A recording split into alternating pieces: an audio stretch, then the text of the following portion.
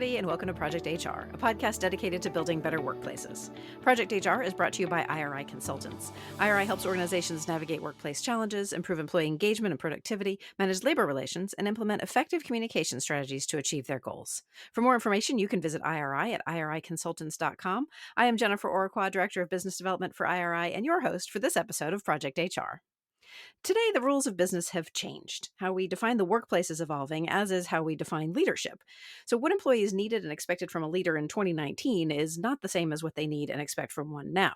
And for many leaders, negotiating this shift can be a challenge. In this episode, I am joined by Andrew Bryant. He is an author, a coach, and a C-suite advisor, and his latest book, The New Leadership Playbook, Becoming Human Whilst Successfully Delivering Accelerated Results, deals with this challenge head on. Andrew, thanks so much for joining me. My pleasure, Jennifer. Thanks for having me. So let's get right into it. How has leadership changed?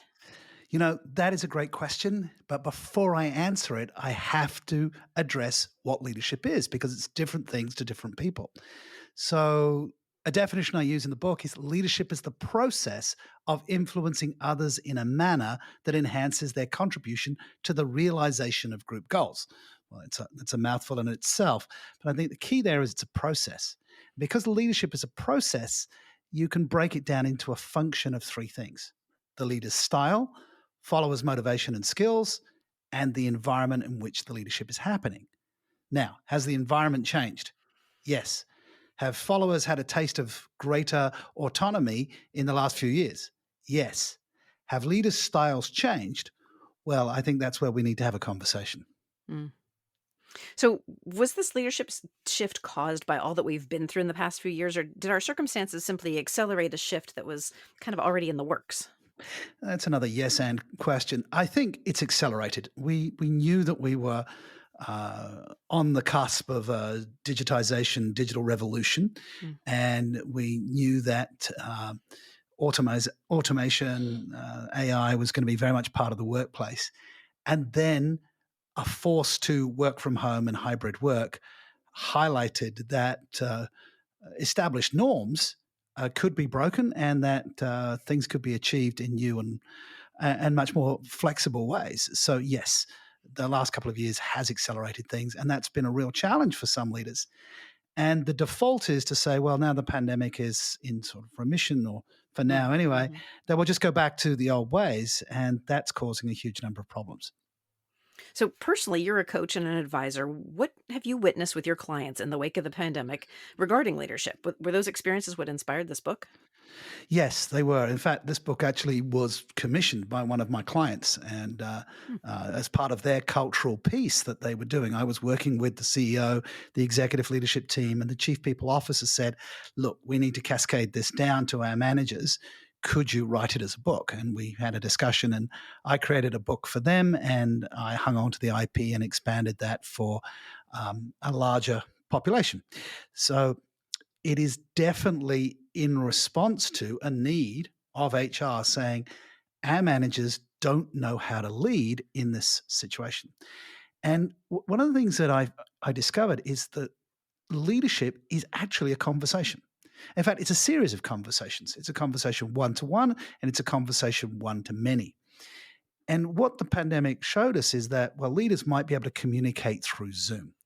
Leaders and managers typically are fairly good at broadcasting, but they were terrible at dialogue. Even now, only 8% of managers are really engaging in any kind of interaction and engagement on their digital platforms internally, their Yammer, their Microsoft Teams. Hmm. They're broadcasting things after the event. And what people were really desperate for during the pandemic and now and always is a level of engagement. What's going on? Can I be part of the process? So I love the sports theme. It's very appropriate considering your background working with athletes and teams. And certainly the idea of it being a playbook really resonates for anyone needing a practical guide in difficult times. Is that the intent of this book? It is, and North American football, and being originally from England, of course, I have to say North American football to make Right? the distinction. Sure. To make the distinction, has a play. A play is a set of moves to move the ball down the field, and these conversations that I was alluding to, each of these conversations can be not scripted, but at least given a framework, right? How do you have a feedback conversation? How do you have a career conversation? How do you have a crucial conversation? And what the chief people officer of the client that I originally wrote this book for said, our managers don't know how to have these conversations. Can you show them? Can you write this up and can you do a training so that they can see how you do it? Mm, And it surprised me because, I mean, look, there are thousands of leadership books that come out each year, sure. and it's a mass market. What could I add differently was the question I had. What I realized is most of the leadership books that I'd read, and even the ones that I share when I'm lecturing on an MBA program, they're written at 35,000 feet. Hmm. Managers go, I've got a conversation this afternoon. How do I Right. prep for it? Yeah. And so that's why I wrote it as a playbook, because that's what you would do. Your coach would say, okay, we're going to run this play and you need to run this conversation. So, what you're saying is that this book isn't strictly for C suite leadership. How is its guidance valuable to leaders at many levels?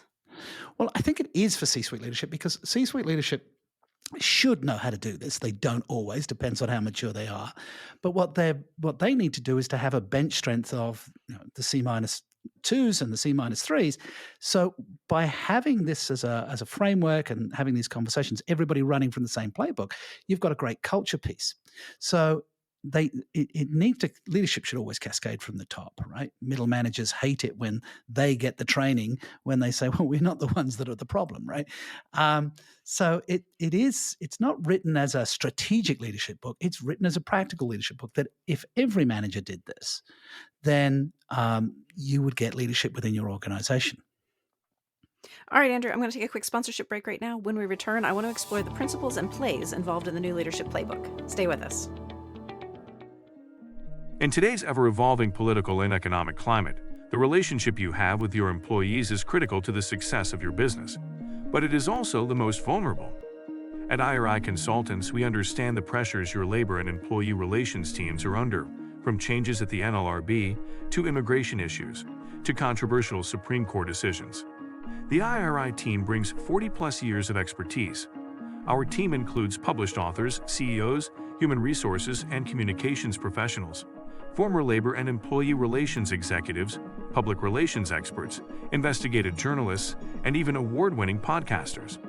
The IRI team will work with you every step of the way so that you can focus on running your business while we handle your trickiest labor and employee relations challenges. Get started today at iriconsultants.com. I'm back with Andrew Bryant, author of the New Leadership Playbook. So, Andrew, tell me, what is the New Leadership Framework? So before I go there, the subtitle of the book is Being Human Whilst Delivering Accelerated Results. And the framework is, let's face it, if you're a manager or leader and you do not deliver results, your tenure is limited. If, however, you push for results but you burn out your people and they leave, your tenure will be limited. So we need a framework that addresses both. And in the book, the simplest framework that was memorable and sticky is clear expectations, times mindset and motivation, times right behaviors delivers you or equals those accelerated results. So it starts with clear expectations.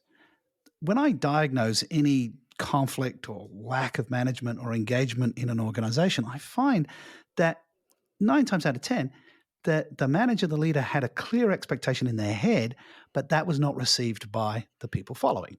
And we've all said to somebody, do you understand? And what do they always say? They always say, yes. And do they always understand? Well, they understand what they understood. They don't necessarily understand what we understood. So step one in any leadership framework is make sure the expectations are clear. Make sure you've got feedback loops around that. Mindset and motivation, we need a growth mindset. People need to have buy-in. They need to understand the why they're doing what they're doing. The why covered by Simon Sinek, the growth mindset by Carol Dweck. Most people know those authors, very much worked on that area. Mm. And the right behaviors. And this, again, is bringing the book down to practical. So many people struggle to articulate the behaviors that they want people to do. You need to try better, try harder, do better. Do better how specifically? What specific behaviors are you looking for from individuals that you're role modeling or that you want to reward in terms of the organization? And so the book talks about articulating behaviors so that people know exactly what you want them to do. And so the playbook is built around 7 principles of leadership. Can you share this with me?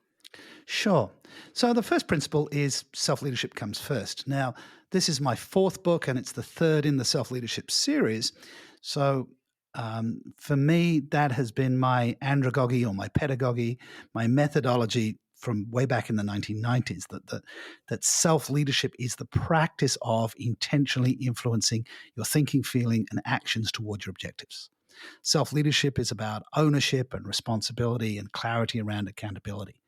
And frankly, you can't lead others unless you first lead yourself. So that's the first principle. Second, follows from that, which is leaders are learners. JFK said leadership and learning are indispensable from each other. So the fact that what's changed around leadership is that you can't say you've done it. You're constantly learning. Things are changing so fast. And so that's a key principle. Progress over perfection, that's quite common in Silicon Valley where I do a lot of my work with clients, is that you've got to keep moving things forwards. If you're waiting for perfection, you're going to miss out on the opportunity. Disagree and commit. And this is all about having a voice and encouraging people. I worked with a leader who in the tech space who used to say, nobody has a monopoly on a good idea. And it was a great cultural piece. If the brand new person in the organization might be able to see something differently. So have a voice, be able to disagree. Don't just follow what the highest paid officer in the room is saying. Speak up. Executive presence, which we all need as leaders, with the ability to project confidence, gravitas, and poise under pressure, as well as to read the room. Build the team. Nobody can be an effective manager or leader unless they can build a team. And number 7 is diversity matters, and diversity in all forms, whether that's gender or education or ethnicity. You want to build teams with diverse perspectives, and it's so important. Otherwise, you will just have such a blind spot in your leadership team. So let's talk about the 12 plays that make up this playbook. So I could list them all, and there are 12 of them. So we go through. Let me just pick out a couple to give you an example, right? So play number 1 is the why. You can't lead people unless you engage them in some purpose, right? I referenced Simon Sinek in his TED talk earlier. Ownership. You're looking for responsibility and ownership. It's a big diagnostic. If you walked into a retail outlet and asked for something and somebody said, it's not my job, you'd be horrified in that customer service. Any organization, you want your people to have a level of ownership. So how do you get them to have ownership? Once they've got ownership, how do you give feedback? So this is a play that we'll talk about. Let's deep dive into this one. The single biggest effect that I've seen in leaders is their ability to give effective feedback in real time. And this conversation I break down with an acronym. Most of them have very sticky acronyms to make it easy to learn. It's FIF, fact, impact, future. The ability to say, hey, this is what happened. Not you did this, which is accusatory and people go defensive. It's, hey, this happened. Hey, we just came out of a meeting and you banged the table and raised your voice, right? So, oh, did I? Yeah, you did, right? So that happened, right? What do you think the impact of that? So pushing that ownership back to the individual, not saying, you raised your voice, you upset John, Simon, Samantha. You banged the table, raised your voice. What do you think the impact of that was? Pushing the person to take ownership of their behavior and the consequences thereof. Is that what you wanted to have happen? So in future, start, stop, continue. The basis of coaching, right? Start doing something new, stop doing what's not working, and continue to do what is working. So the ability to have a feedback conversation. So all of those are scripted out in the book, and just the ability to give effective feedback increases performance immediately. Objective setting, of course, is a play, how to do that. There are various models, whether you're talking SMART goals, OKRs, business improvement process, it doesn't matter. You need to understand the principles of objective setting. Confidence is a play. Leaders must be confident And yet leaders also must inspire confidence in those that follow them. And confidence is that faith in our ability and our skills. So often we see bad managers robbing people of confidence and therefore of those results. Collaboration is a play. How do we do that?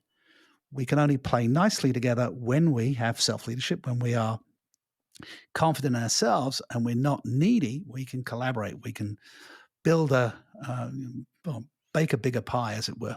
Mm. Career conversations. I mean, so many people leave organizations because they say, my manager had no interest in my career development. Managers hate having career conversations, in my experience, because they're terrified they're going to be asked for a pay rise.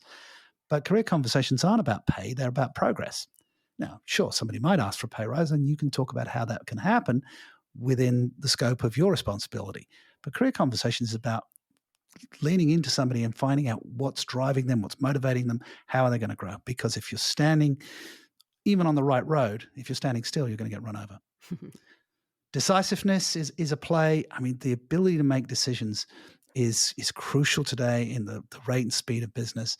And so I talk about how both as a manager leader, you make decisions and how you encourage your followers to make decisions for themselves. All the time, people on my team will come to me and they'll say, I need a decision on this. And I go, well, hang on, do you? Do I need to make this decision or do you need to be making this decision? Mm-hmm. I can make it, right? And, there's a fun story here. My daughter plays Minecraft, and during the pandemic, we were separated. And so we're playing Minecraft together to build the rapport. And it's a great, fun online game. And she's great at it. I'm a noob. And I said to her, can you help me? Can you help me enchant this armor? And she said, well, I could do it for you, but then you wouldn't learn anything. And there's my 16-year-old daughter teaching me self-leadership. So Yeah. I was so proud. Some of it I hope has rubbed off from me. Yeah, I'll take credit for that. sure. So, as managers, we need to understand that we don't treat people like children. We need to be able to have a talent and strengths conversation. Not everybody is in the right position, right? I love that. We talked about sport and plays. There's that wonderful, inspiring movie, Rudy, about the undersized football player who gets to play at the very end of the season after basically being a punching bag. He clearly doesn't have the capacity to be a starting forward, but he does have massive willingness, and all he needed was an opportunity to show his talents. Mm-hmm. So we need to be great with that. Crucial conversations. Well, somebody wrote a whole book on that, but I've covered this in the play. What if you've set the objectives? What if you've given feedback? What if you've had the conversation and they're still not improving? Can you do a Jim Collins and get the right people on the bus and get the wrong people off the bus? Mm-hmm. Always a tough call. It's a very tough call, but people need to know how to do that, right? So it's all very well to say it, right? Yeah. And this is why I wrote the book, because people go, yeah, I know that, but how do I do it? And so what I've done is a playbook. I said, well, this is how you run that play. This is how you have a conversation. And the metaphor I use in that is to put the fish on the table, which is a Southern European expression. If we put the fish on the table, we can cook the fish, we can eat the fish. If the fish is under the table, it's going to rot and it's going to stink. So the ability to bring something and put it on the table and say, we need to put the fish on the table. This was my expectation. And this is my narrative about what should happen. What's going on for you? Because I'm not seeing what's coming from your side. What's your narrative about this? What are you telling yourself that should happen here? So that's a crucial conversation. Culture conversations need to happen. What are the norms here? What do we stand for? What does success in terms of behavior look like in this team, this organization? And finally, we'll put it all together with the 12th conversation, which is coaching, which requires all of the other 11 to be a good coach. And what has changed around leadership, and that shift has been happening over the last 10, 15 years, is the leader as coach. And so I give a simplified framework for coaching using all of the plays that we've done before. And that gives everybody a way to do it. So I've both done this as a book, and I've also created 8-minute videos of each of these, because some of my clients want to put it on their learning management system so that as I said, if you're going to run that play this afternoon, I don't want to read the whole book. I can just watch an 8-minute video and go, oh yeah, reminded myself of the principles. Now I know how to have the conversation. Yeah, these are great, Andrew. I've already learned so much. We still have a ways to go, but that fact, impact, future, that's fantastic. I can definitely use that. And I am so going to start saying, let's put the fish on the table. It's time for another quick break. We're going to be right back after this. You're listening to the Project HR podcast. I'm your host, Jennifer Orqua, and my guest today is Andrew Bryant, author of the new Leadership Playbook. We're back. And Andrew, how does your playbook address the concept of building and supporting a psychologically safe workplace?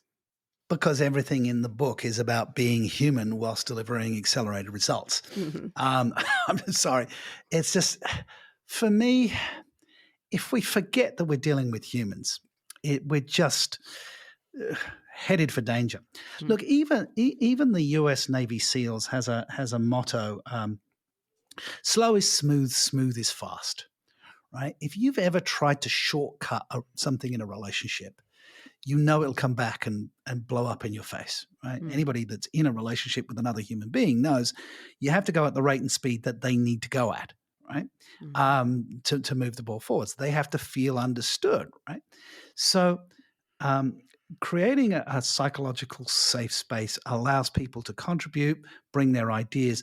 The moment you push it and everybody shuts down, it's going to take you longer to get agreement.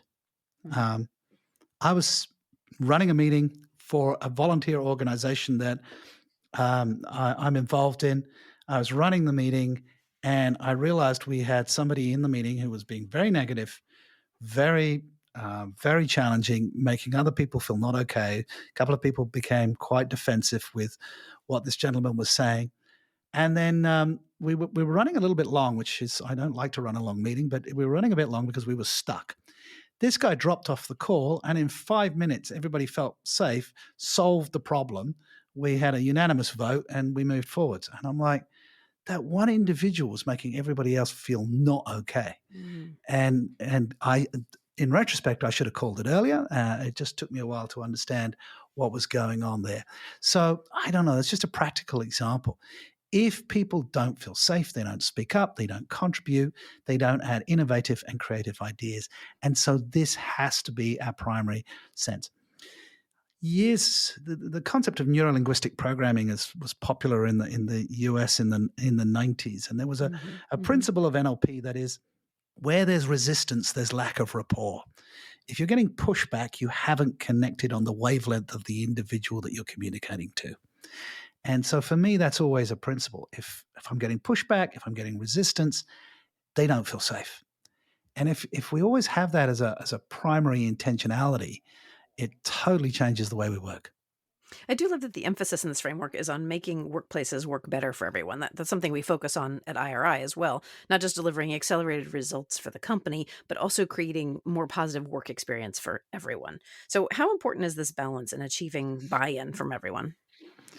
Well, I think you already answered the question there. I'm sorry to push it. Yeah, it has to be a balance. Look, all of philosophy is a balance. Whether the Buddha talking about find the middle way, or Aristotle, talking about things in the middle. Everything in philosophy is extremes don't work.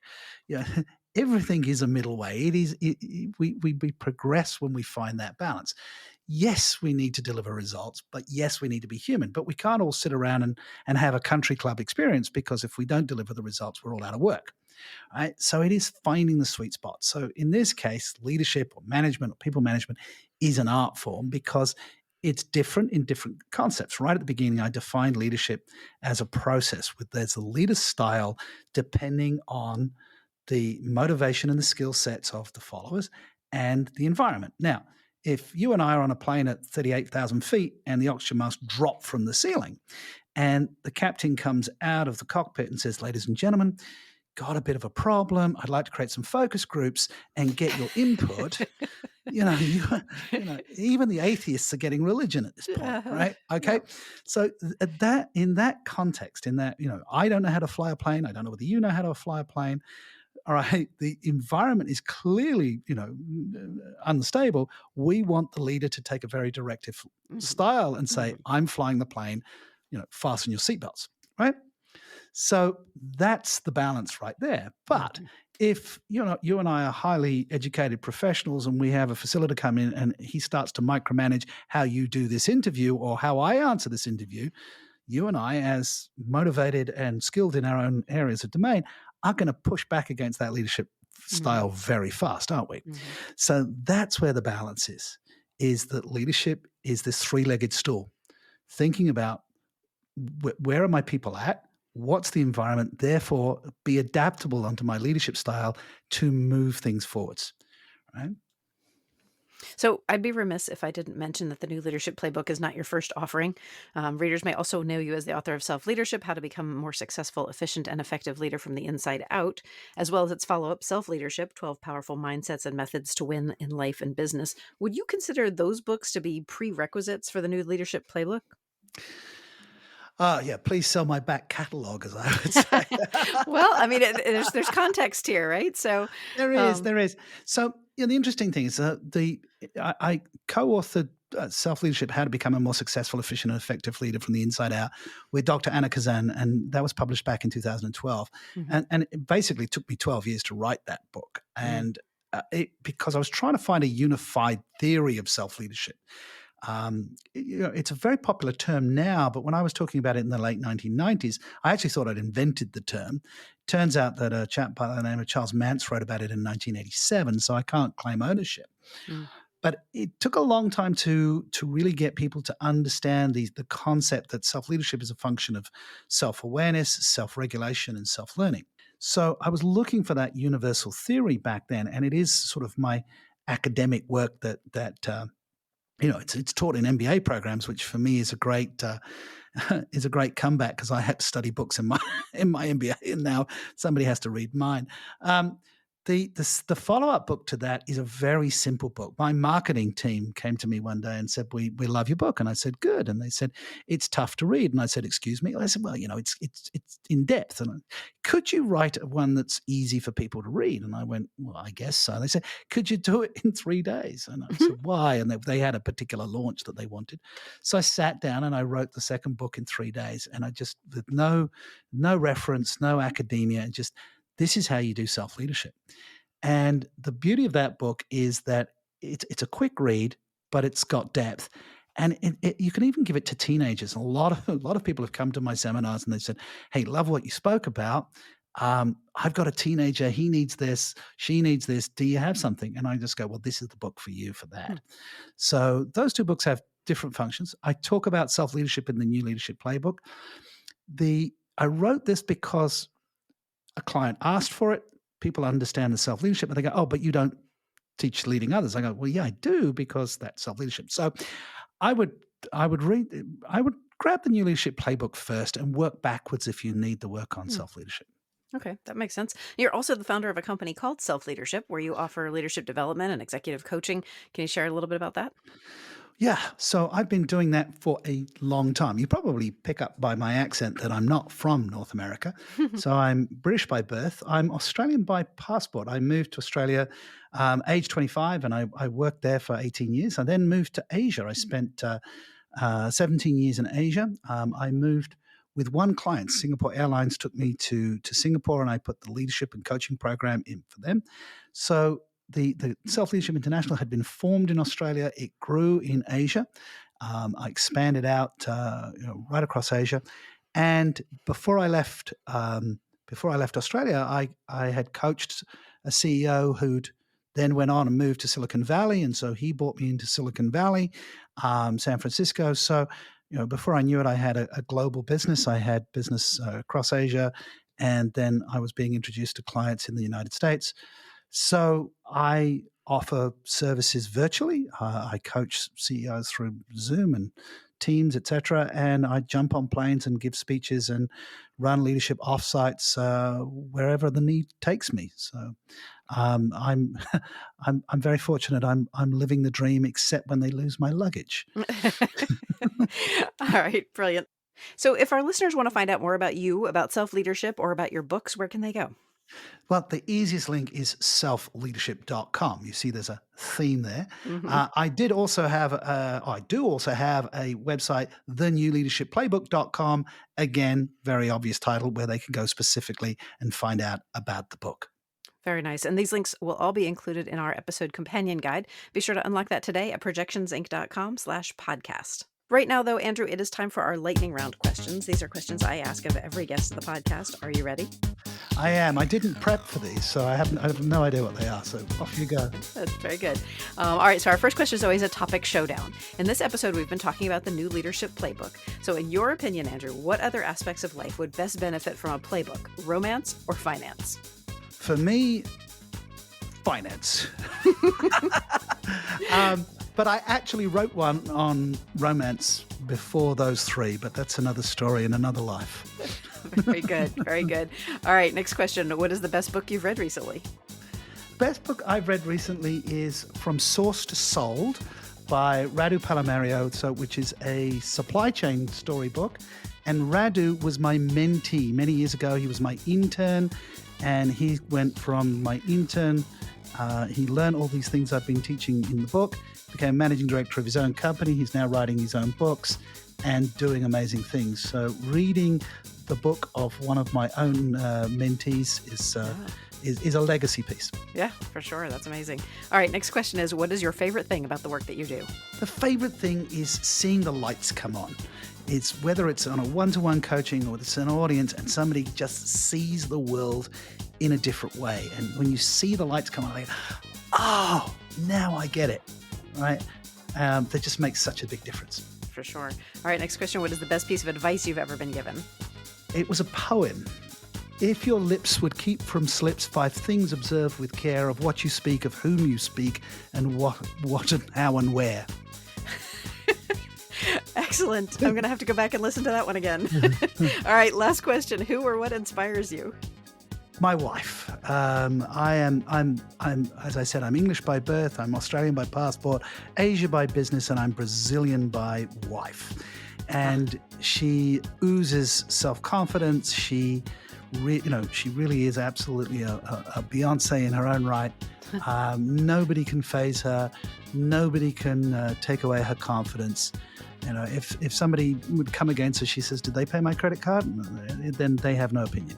And so, the fact that I write about self-leadership, the fact that I stand on the stages, this woman inspires me, and she's always got my back, and for that, I'm very grateful. Very nice. I love that. Thanks so much for joining me today on this week's episode of Project HR, Andrew.